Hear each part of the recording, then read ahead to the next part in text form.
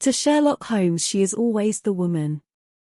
I have seldom heard him mention her under any other name. In his eyes she eclipses and predominates the whole of her sex. It was not that he felt any emotion akin to love for Irene Adler.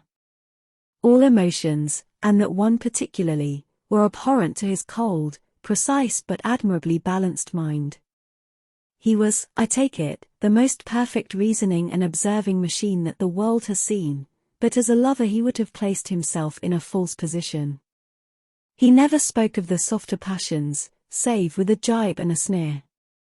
They were admirable things for the observer, excellent for drawing the veil from men's motives and actions. But for the trained reasoner to admit such intrusions into his own delicate and finely adjusted temperament was to introduce a distracting factor which might throw a doubt upon all his mental results. Grit in a sensitive instrument, or a crack in one of his own high-power lenses, would not be more disturbing than a strong emotion in a nature such as his. And yet there was but one woman to him, and that woman was the late Irene Adler, of dubious and questionable memory. I had seen little of Holmes lately. My marriage had drifted us away from each other.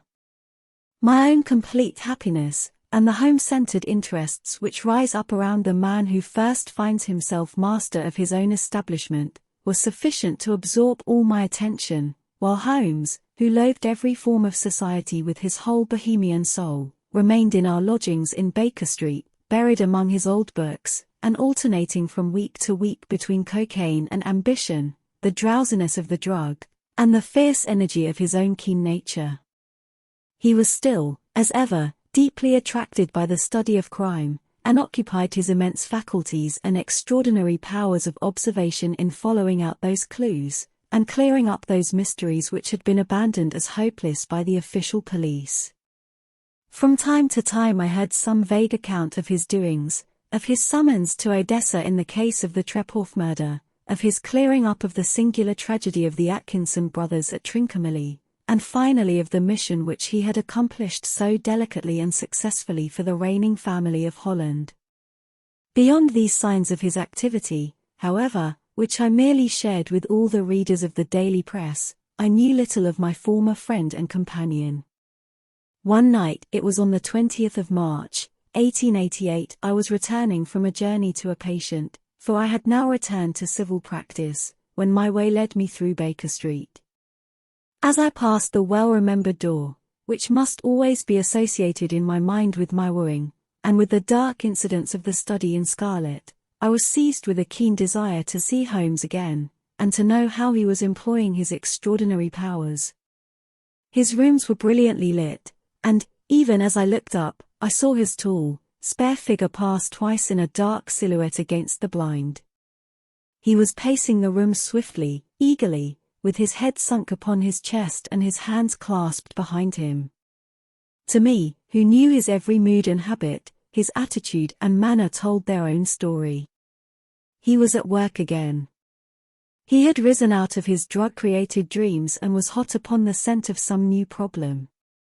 I rang the bell and was shown up to the chamber which had formerly been in part my own. His manner was not effusive. It seldom was, but he was glad, I think, to see me.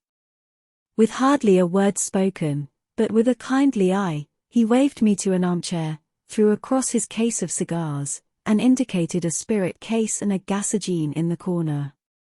Then he stood before the fire and looked me over in his singular introspective fashion. "Wedlock suits you," he remarked.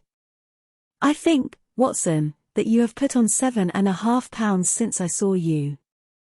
"7?" I answered. "Indeed, I should have thought a little more."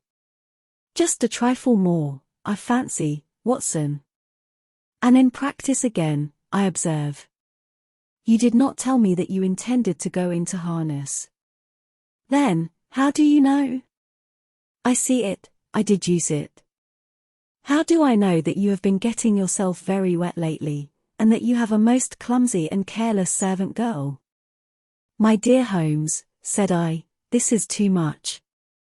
You would certainly have been burned, had you lived a few centuries ago." It is true that I had a country walk on Thursday and came home in a dreadful mess, but as I have changed my clothes I can't imagine how you deduce it.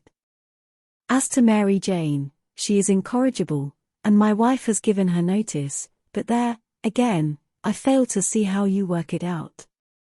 He chuckled to himself and rubbed his long, nervous hands together. It is simplicity itself, said he. My eyes tell me that on the inside of your left shoe, just where the firelight strikes it, the leather is scored by 6 almost parallel cuts. Obviously they have been caused by someone who has very carelessly scraped round the edges of the